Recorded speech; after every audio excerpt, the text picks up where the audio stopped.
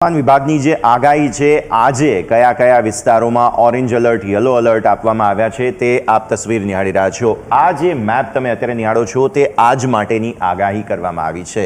આપ નિહાળી રહ્યા છો તે પ્રમાણે જે યલો એલર્ટ છે તે આ બધા વિસ્તારો અને ઓરેન્જ એલર્ટ જે આપવામાં આવ્યું છે તે આ વિસ્તારો છે।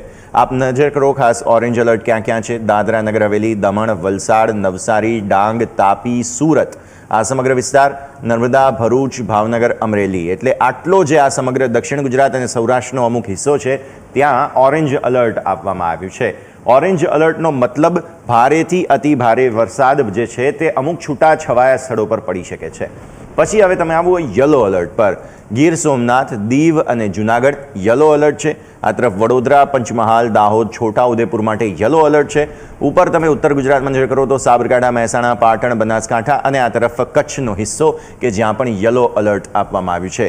હવે આ યલો એલર્ટ એવા સ્થળોએ આપવામાં આવે છે કે જ્યાં છૂટા છવાયા સ્થળો પર ભારે વરસાદ પડી શકે, એટલે અચાનક જ કોઈ વાદળું આવે અને મોટા પ્રમાણમાં વરસાદ પડી જાય તેવી સ્થિતિ સર્જાઈ શકે છે। પરંતુ જ્યાં ઓરેન્જ એલર્ટ આપવામાં આવ્યું છે ત્યાં અત્યારે ફિલહાલ ગેરંટી આપવામાં આવી રહી છે કે અહીં તો વરસાદ પડશે જ। તો આ માટે થઈને જે ચેતવણી છે ભારે વરસાદની તે ખાસ ફરી એકવાર આપણે કહી દઈએ।